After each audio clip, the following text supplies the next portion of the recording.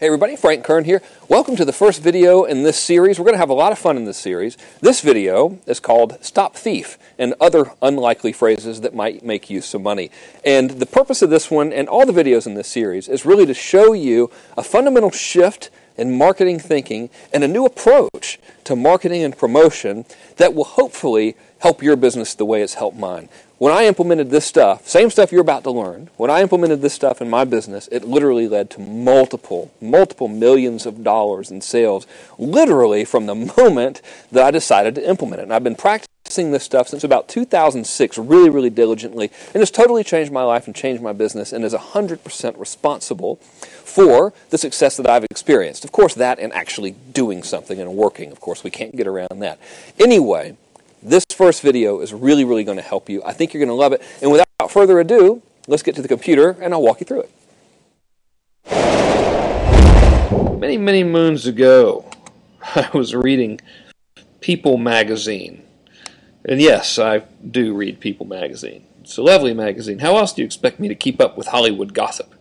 Anyway, I was reading People magazine, and I saw a review in there of a book called The Game. And that book was about the strange world of pickup artists.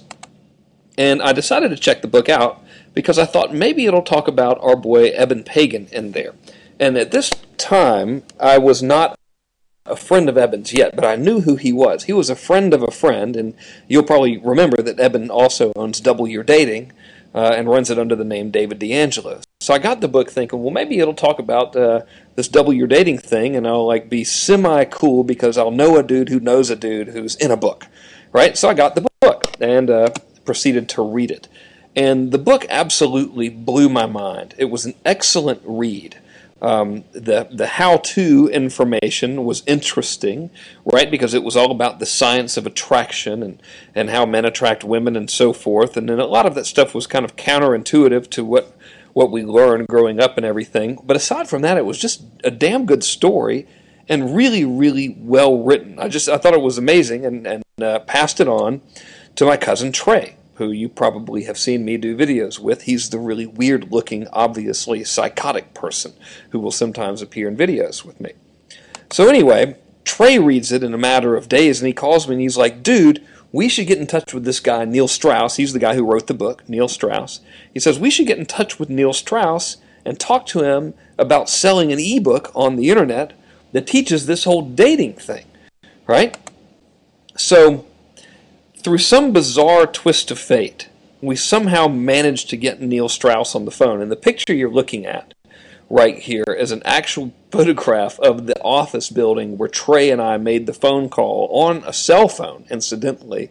We did a three-way call with cell phones. He and I were in the same room on two different cell phones, and we conferenced in with Neil Strauss. This is in our little loft office building in Macon, Georgia, where we used to live, which is right across the street from the Loaves and Fishes free food place where they give food to homeless people. So it was a real upscale place, as you can tell by the photograph. So anyway, we managed to get Neil on the phone, and miraculously, he agrees to work with us, therefore becoming the first ever private client I had ever taken on to work with. And Trey, of course, helped me with that as well. So Neil agrees to work with us, right? And we say, okay, man, we're going to take all the stuff that's in your book and we want you to turn it into this really awesome product. And we decided not to sell ebooks. We were going to sell a bigger, more comprehensive product that really helped people even more. So he says, sure, okay, let's give it a shot.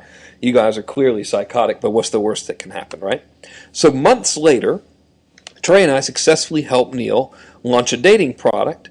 And that product did, if I'm remembering right, $1.4 million in sales in a 4-hour period. So we were, needless to say, thrilled. I wonder if you can hear that loud airplane that's flying over the office. I have all the windows open. Anyway, sorry for the noise there.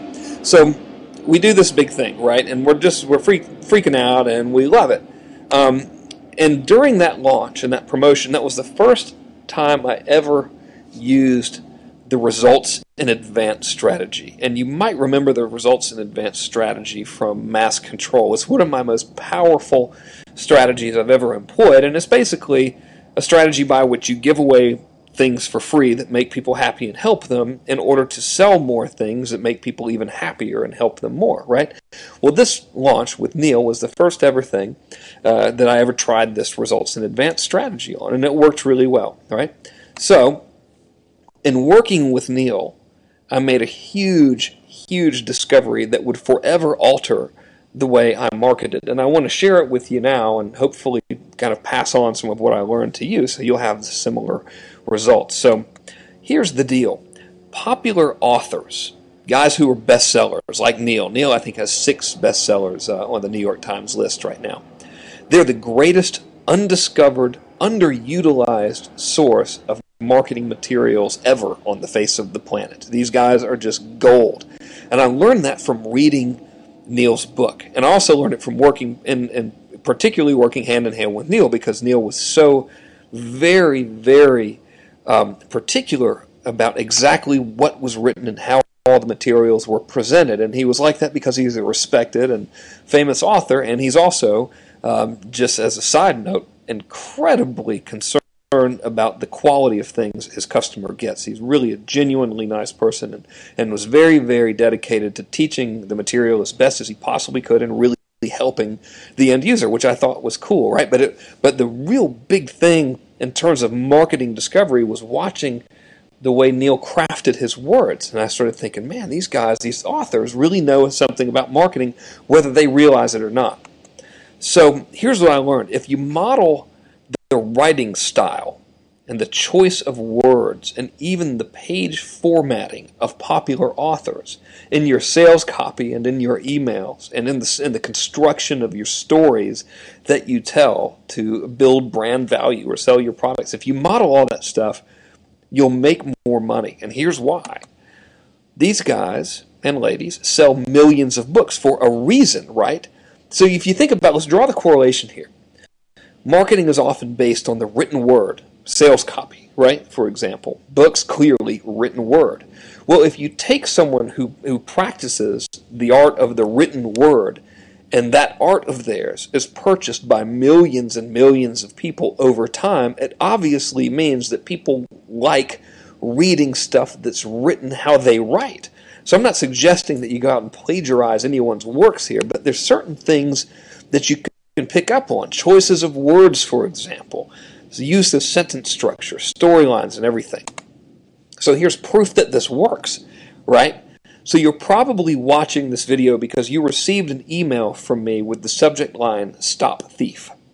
Well, I received an email from Neil, because I'm on his list, right, a few days ago with the same subject line, and I immediately said, hot damn, that's one of the best subject lines I've ever written, or ever read, rather. How could you not open the damn thing, right? And you probably opened it too, read the email, and came to this video to see what the whole Stop Thief thing was all about.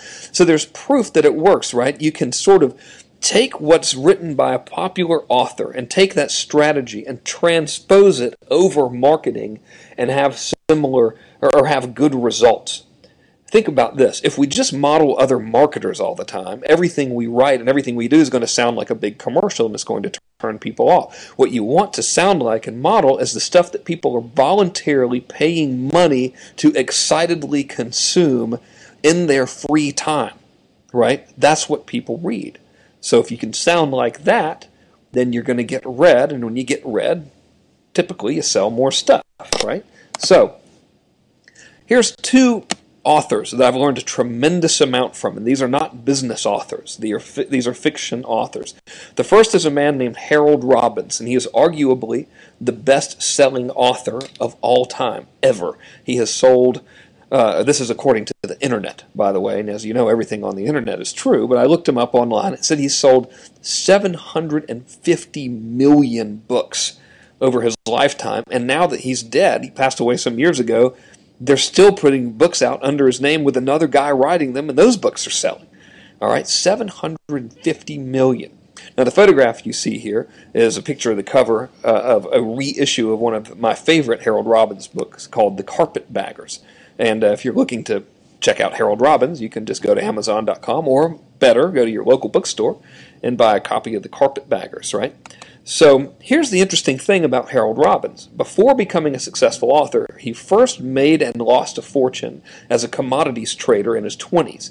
Then he became a studio executive for Universal Studios, and then he started writing books and became, of course, the big powerhouse author that he was. And that's interesting because Robbins was in business, and as a studio executive, part of your job is to get movies made and get them watched and get them sold. So this person clearly had a sales background, and he went on to write these incredibly popular novels, right?